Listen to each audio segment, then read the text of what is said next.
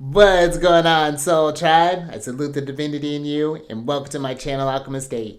Justin here, and are you ready to set some intentions for this week? We got a pretty light one this week. We got a couple transits that we're going to be talking about, all happening on the same day, but they're involving Venus. And what I really like about that is when you're really thinking about this is the power that Venus really does have. Even though she's considered the lesser benefic, she still is bringing benefits. She's bringing that harmony, that beauty, that love, the things that make this life more enjoyable, that keeps us inspired, that keeps us creative, and keeps us in, wanting to just make more of that. So it's a really, really lovely thing. Talk about we're working with some Empress energy, so we'll definitely be talking about that here. Get into all that in a moment. But if you're new here, again, my name is Justin, and one of the things, welcome. And one of the things that I do here is talk about the weekly transits that are going on Celestial News Weekly, and I'll be covering the week of December 12th through the 18th. And let's get into this thing, because on the 12th of December, a Jupiter day, at about 2:46 a.m., and that's Pacific time, Venus is going to be forming an opposition with Mars, who is retrograde. And this is happening at 5 degrees and 58 minutes. Venus is in Aquarius, and Mars is a retrograde in Leo. Now, when we're talking about oppositions, I remember reading somewhere where the oppositions are Saturnian in nature. So there's things that bring about these limits, these restrictions. This could be you wanting to start up something new, but maybe there's a relationship or a person that you're needing to in order to get to this thing. Maybe you're wanting to learn a language, learn something, you need a teacher. Now it's like finding the right teacher. Or maybe you're wanting to do something with your money, but we have to look at where we were investing things and where we maybe need to free up some space or something along those. Look at spending habits in things. And so, but the nice thing I feel about this opposition is because it's between Mars and Venus. And Mars is not, it may be a little harder just because Mars isn't functioning as strongly as he would when he's going direct. But I think that this Mars retrograde allows us to just kind of take a moment and just really kind of analyze, where have I been putting my energy? Where's that fire been going? Because Leo, I like to think about that fixed fire is like an oven. It holds a lot of heat, and you just keep feeding that thing. And so you look over your life, and look at these different themes, and how have I been feeding this oven? And then that's where it gets back to that Venus. If I don't like the things that I've been putting in there, I don't like the things that I've been attracting, what are some different things that I can do to change that, that I can attract more beauty, to make my energies work more efficiently so I can feel more motivated. This Mars energy doesn't just have to bring us down to where everyone feels sluggish. I think that, the planets really, the intentions are to help to motivate us, to really kind of like, oh, okay, like really life has been, oh, I've been going at this pace when really I could have been going at this clip and moving a lot further along here. So, the thing with fixed signs is that when they're locked onto something, it can, for their better or for their detriment, it can really, they'll hold it out. I have a lot of fixed energy in my chart. And so that's something that it's the extremes, I think, that the fixed signs, it's teetering on. It's either all or nothing. And so it's like, how do we find that sweet spot in between those two? But the thing, I think, even just like asking these questions, kind of doing this gentle, interrogation of life, as far as like, who have I been hanging out with, or what have I been, who do I been hanging with, who do I need to hang out with, who do I not need to, where have I been going, where do I need to go, what have I been doing, when was the last time, asking these sort of real deep and really simple sort of questions just bring about the inspirations to make these sort of small changes, these Venusian things, to get what you want. Maybe you've been wanting to move to a different place, but you feel maybe right now the place doesn't inspire that. But let's say you live in somewhere that's really cold and you want to move to the tropics.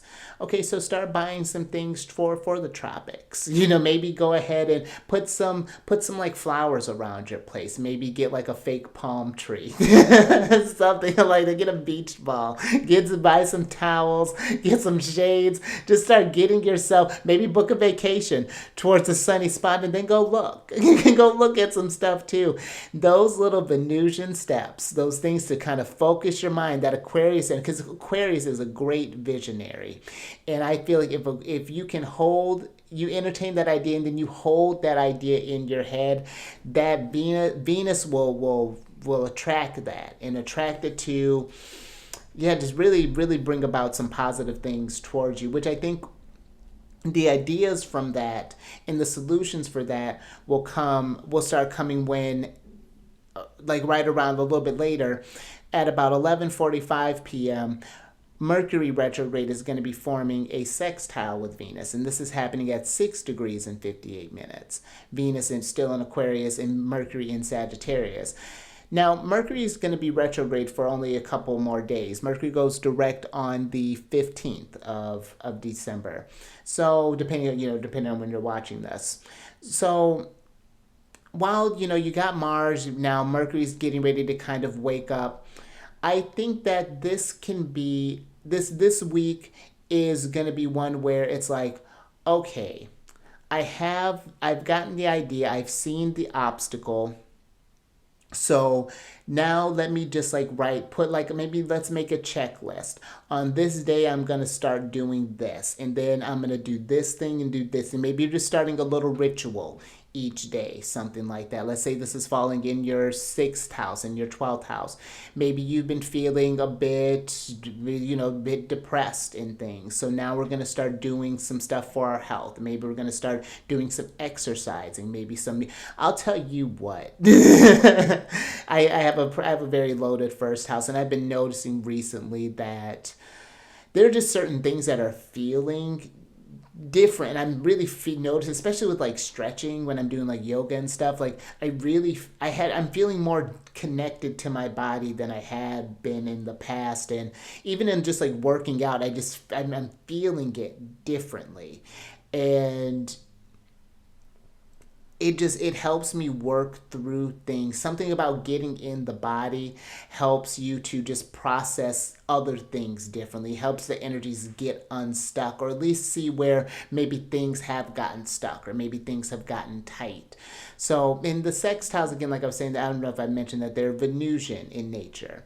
And so where they're a softer aspect, they're still a beneficial one. Maybe not quite as much as the trine, but still a very beneficial energy, the sextiles. And that's where they're 60 degrees apart from one another. So they're familiar with one another. They're like genders. They have the same sort of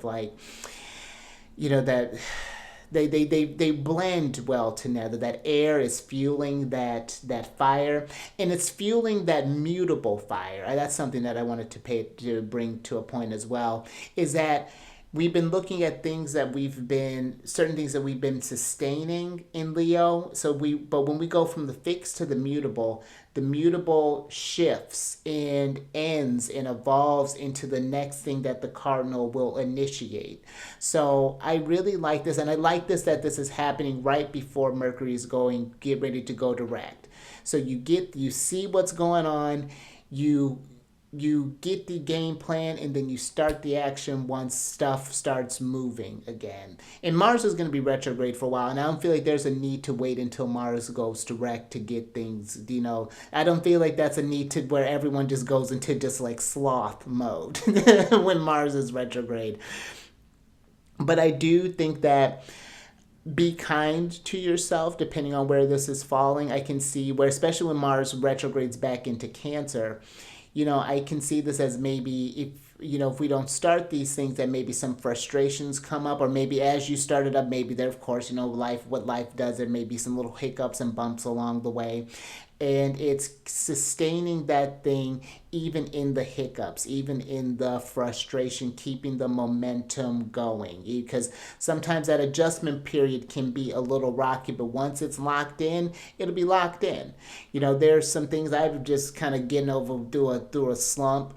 But luckily, through that slump, I had some things, I had established a lot of strong things that I was doing that helped me carry me through the low hump of it to kind of help it get back up again. So, and you really do and usually in hindsight find yourself really, and sometimes even in that present, more often than not, that like, oh, thank goodness that I was doing this, or thank goodness for just doing for me, for like affirmations, or doing like just like a card of the day, or just like little practices, breathings, whatever that looking like. So, but yeah, overall, I think that this can be a really great time for, yeah, any sort of just like adjustments that needing to be done. All these transits are always just like looking towards just the betterment of that area, and just like in what may be kind of lighting up for you, how you can tend to these, and it may be busier for some than others. So that's even a nice thing to compare. And if you want to work with these transits more personally in your chart, down in the description box, I have a link for all the services that I provide. And if you want to know what's going on in the lunar shenanigans, I don't talk about the moon stuff here. I have that on a separate channel on the Chariot and Friends. I release videos every day that the moon changes into a new zodiac sign, so definitely you get a dose of me every about 2.5 days, and who doesn't want that? So all that's available for you down in the description box. But until next time, keep raising that vibration and that consciousness through the roof to Venus, and I will catch you on the next one, Mercury Day.